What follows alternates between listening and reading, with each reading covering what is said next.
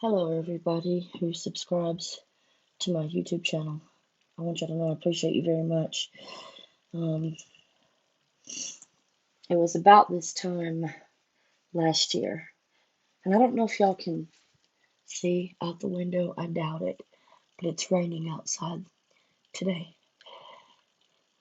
which is kind of fitting, actually. So I'm just going to prop the camera against the screen because I'm really not wanting to show myself today. And if you'll bear with the noise, I'm going to make myself a cup of coffee because it's been a long morning and it ain't even started yet. So it was about this time last year that I got a phone call that would change my life forever. Um, about this time last year, I got the call, and the hospice worker said, "Your mother's dying." And I don't know if any of you have been there. Perhaps you have. Um, but you hear those words, and at the moment, all you can think is, "Lungs, please don't forget to breathe.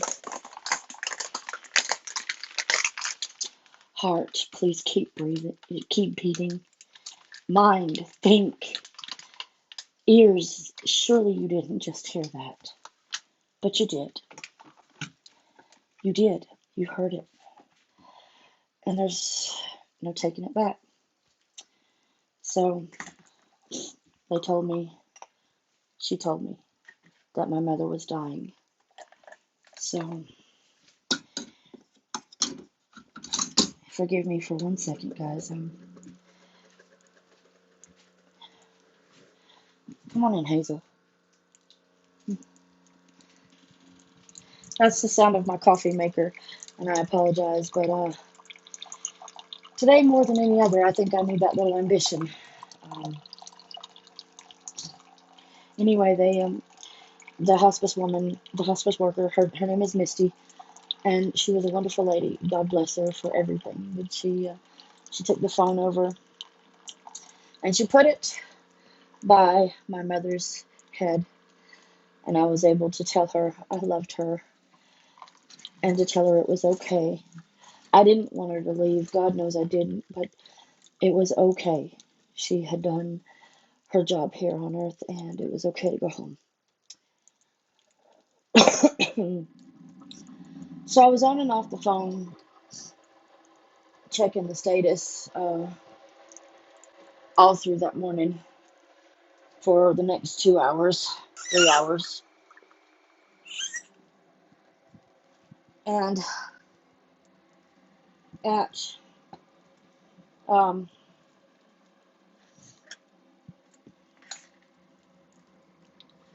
you know what? I am gonna let you see me. I look a fright, but it's, y'all forgive me, won't you? Okay, so, and I'm no good at camera angles, so sorry guys. You got what you got. Um, so as I said, I monitored the call. Um, voiceover, hush. Um, I monitored the call uh, for the next few hours, and wow, this thing just won't shut up, will it? Um, I'm sorry, guys. Anyway,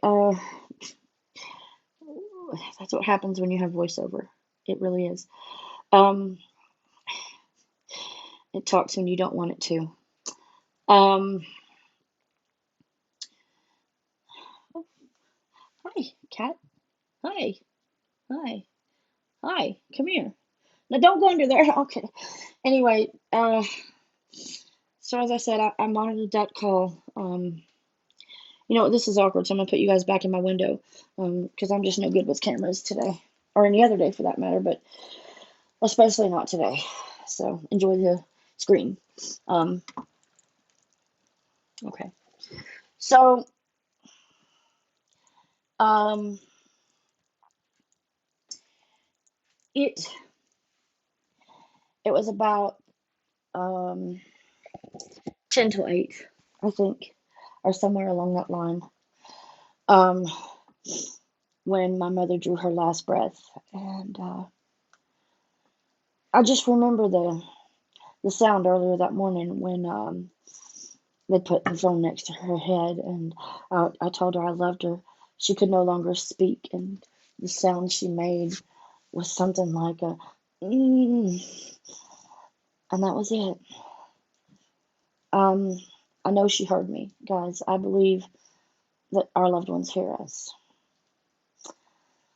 So, with me being in somewhere in North Carolina and her being in Alabama, getting there was going to take some doing.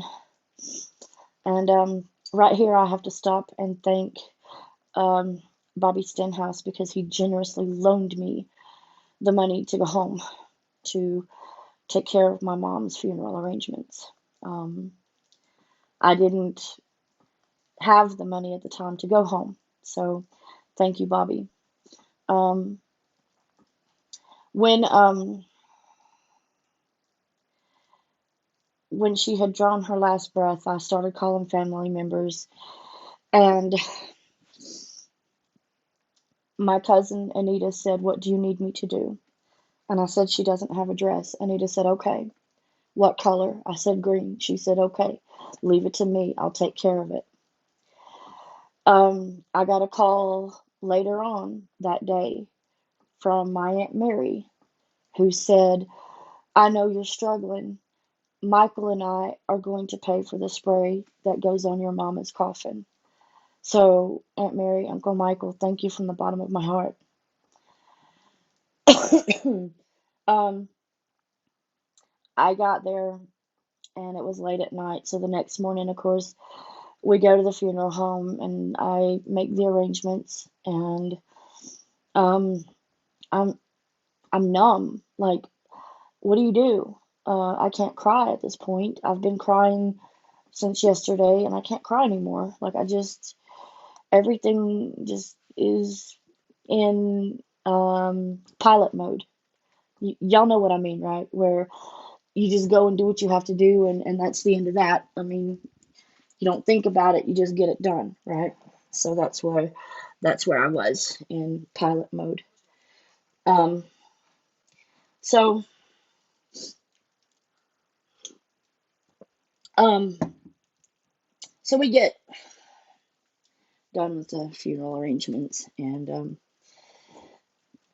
my my sister-in-law Jenny um calls me and says, "What do you need? What can we do?" And I said, "I don't have a Bible to go in Mama's casket." And she said, "Okay, we'll do it. We'll take care of it. Is there anything else?" I said, "Could you get a yellow rose?" She said, "Yes, we can." So, to my brother Bill and my sister-in-law Jenny, thank you. Um, my nephew Adam called me and he said, "Hey, what about the pallbearers? Who do you have for that?" I didn't. He said, "I'll do it." And this is her grandson, you guys. He said, "I'll do it." And my daughter Rose said, "Mama, I'll do it." And her friend Cheyenne said, "Mama, I'll do it." And Adam somehow got Jason and Daniel, two others of my cousins, to agree to do it. And then Neil said, "I'll do it." So six pallbearers. Um, I decided that I wasn't going to have a 3 day long drawn out process if I didn't have to. What I mean is, where you have the viewing one day and the funeral the next. I couldn't do that, guys. I just couldn't. So I opted to have the viewing and the funeral the same day. And I thought I was going to have a preacher, but poor guy, he had to work and he couldn't be there. So I ended up officiating at my mom's funeral, and I gotta tell you guys, that was the hardest thing I've ever done. Um, to stand and speak over my mama. You never know how strong you are until you have to stand there. And my daughter, she She stood with her hand on my shoulder the whole time. And Rosie, I don't tell you nowhere near enough how proud I am to be your mom. But you showed true grace and true strength because you reached out of your sadness and you gave me love and support, and for that I will forever be grateful. Um, so um, we had her funeral, and it was nice um, to see all my family. I wanted to see them, but not in those circumstances, you know. Um, and it's been a long year in some ways, and a very short one in others. There isn't a day that doesn't go by that I don't think about my mom, and that I don't think about all the things that I should have said or could have said and didn't. Not a moment that I don't think back and laugh about some things. I'd like to share a little story. I was little, not too little. No, let me take that back. I was a teenager, roughly, like maybe 15, 16. I don't know. I was still in school. I do remember that part. And we didn't have a lot to eat at the time. And mom had put up some jars of tomatoes and plums that year. And we were down to a little bit of flour, some grease, those tomatoes and plums. Okay. And my mom went into the kitchen to make tomato gravy. And my mom was already mad.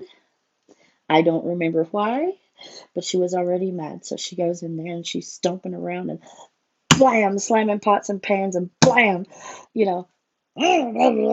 And so she she gets this gravy made and she brings it and she slams the bowl down in front of me. There's your food. Okay. Mm-hmm. I uh, I dip into this bowl of gravy with a biscuit, and I see something that doesn't quite look right. So I take a fork and I pick it up, and it's a plum seed.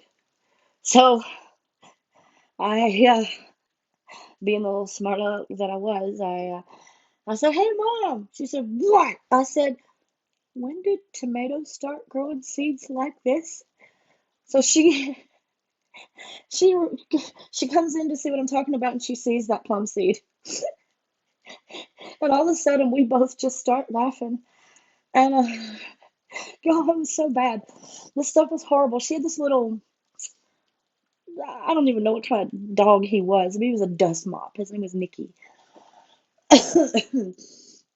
But she had this little dust mop dog, and she tried to feed it to him, and he wouldn't even eat it. He just, oh.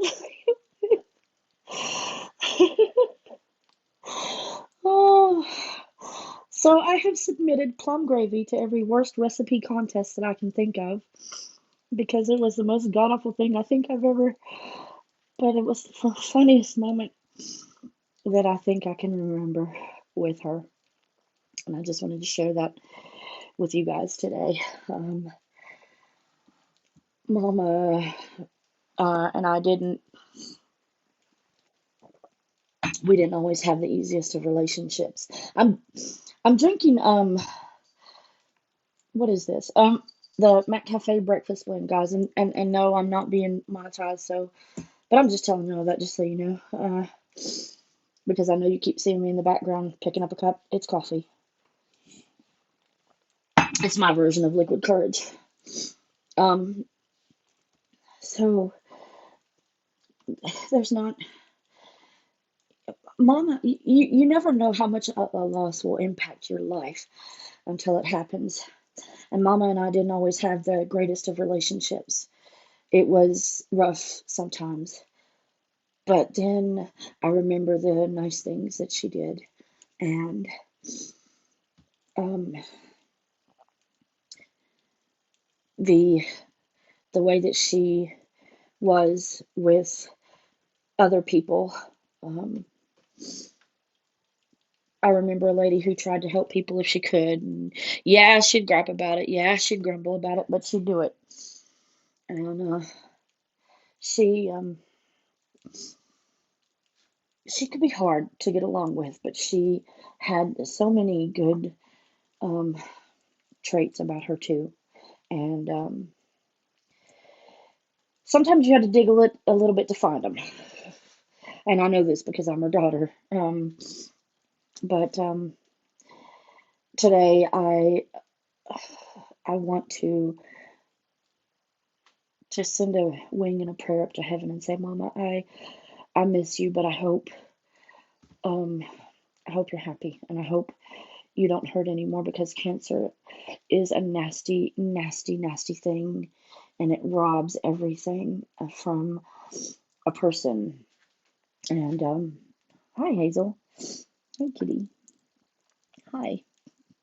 And it takes away from everything. And so I hope that she's not in pain anymore. Um, I'm going to try to go through today and pull all of the good memories that I have and try to find things to laugh about, because um, I'm in cry mode at the moment, and I'm trying not to be. So I just wanted to share um, with you guys, and I'm not very eloquent speaker this morning. I apologize, but to all of my family, um, I I love you all, and we lost mom, sister, aunt, um, friend, you know, and I'm thinking about you guys today and every day, you know. So I'm going to try my best today to just find good moments that I can laugh about, play maybe a few of her favorite songs on the radio, spend time with the people who love me the most, and my friends and family. And I'm going to try to make it a good day. But I want to thank all of you for taking a moment to listen to this. And I'm sorry that I rambled, but today's just not an English kind of day for me. Um, anyway, thanks for listening, and God bless you all.